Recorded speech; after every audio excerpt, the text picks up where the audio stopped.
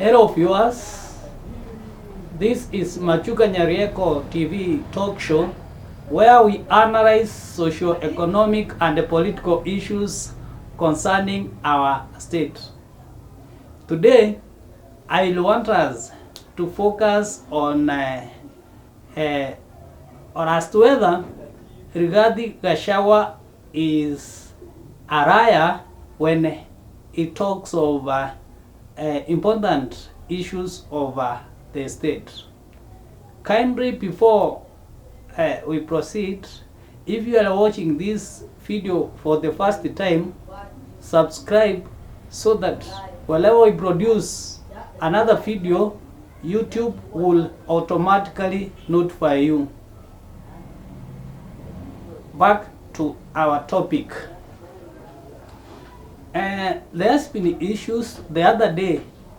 The Deputy President of the Republic of Kenya did argue that a number of issues that are happening today is due to lack of the President not being given the sufficient or specific information.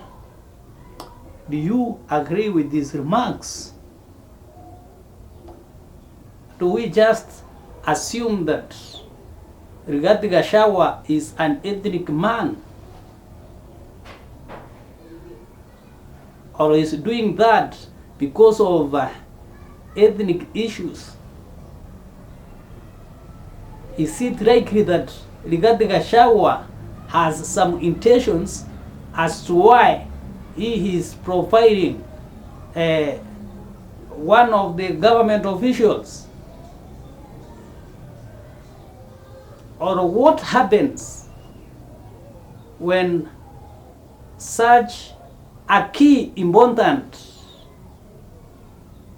government official speaks?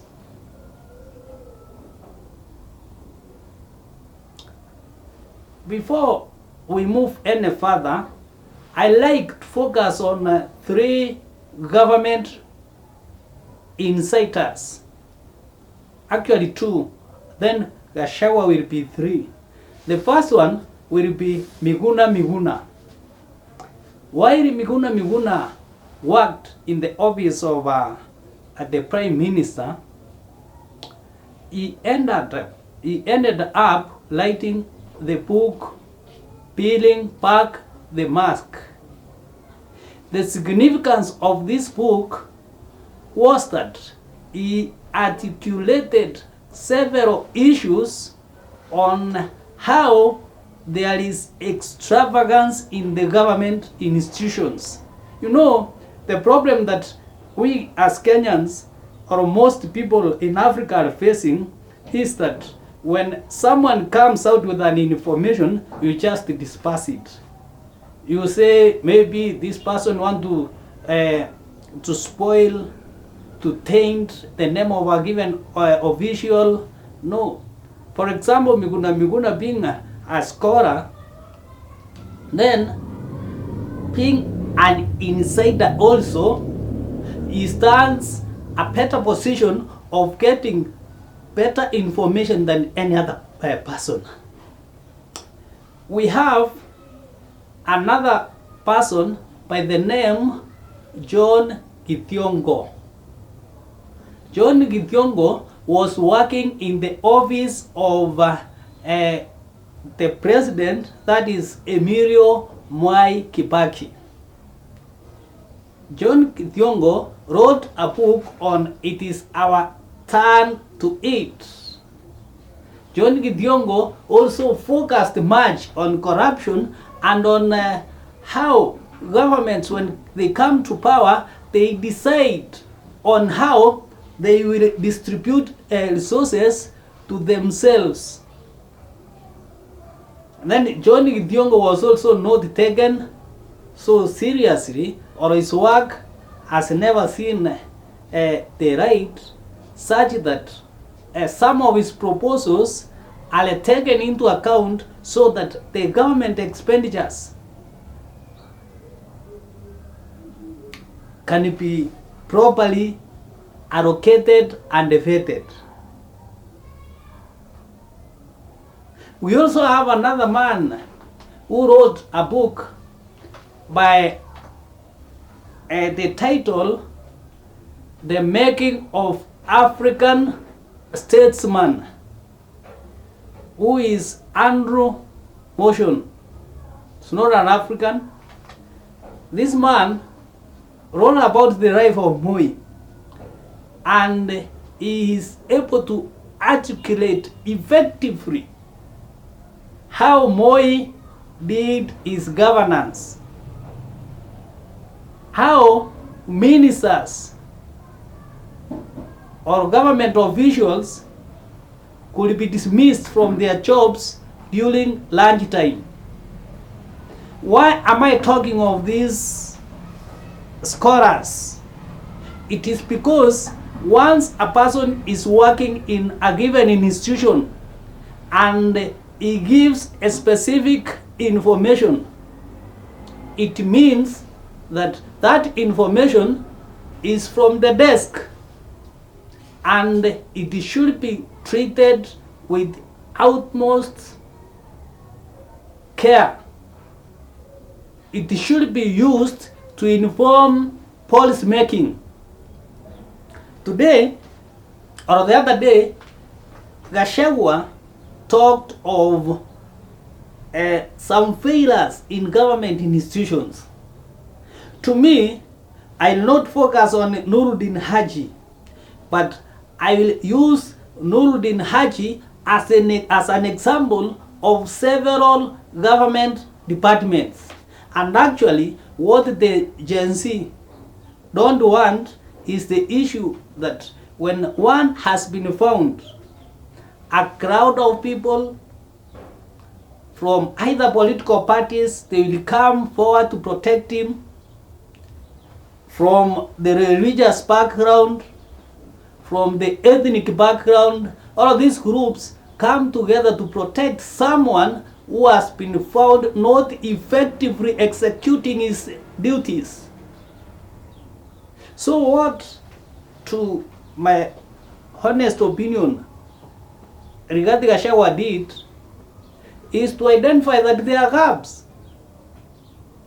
Everybody knows that it cannot be only the NIS that can advise Moi. Of course, majorly it advises him on security issues, but there are many groups, there are many ways in which the head of state is advised.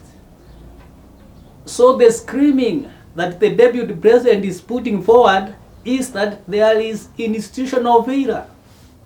People are not performing their duties as expected. I don't think when you speak about what is happening as an insider, as someone who also gets intelligence, you are accusing a community. For what purpose? It's already enjoying. Regarding Gachagua is already enjoying much of that we produce in Kenya, so he has no interest on just a single person or office. Probably this explains why he calls himself a truthful man. He will speak so that those who will hear will take it. Those who don't want to hear will also take it. So from this perspective,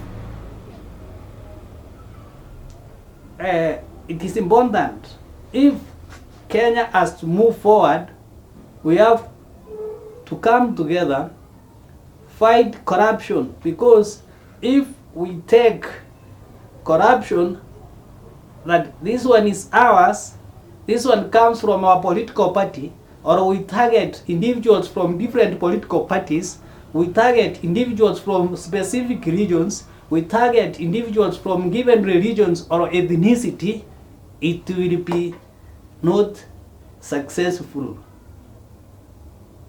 But if one is arrested or is caught that he has squandered the public money, whether it's your brother, let him carry his own cross, because your brother will make the future generations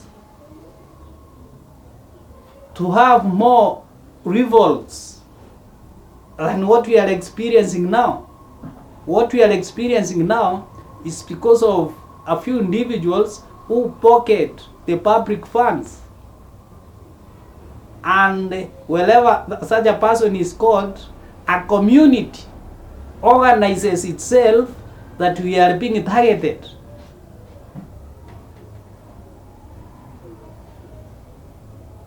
If, for example, policymakers took very serious what John Githongo, or Githongo as you call him, very serious, and made policies and implemented, probably what we are having now, that we have issues of ethnicity, could not happen. My names are Machuka Nyarieko. Thank you for watching, and kindly continue subscribing. And for those who are our resident subscribers, thank you. Continue watching and sharing.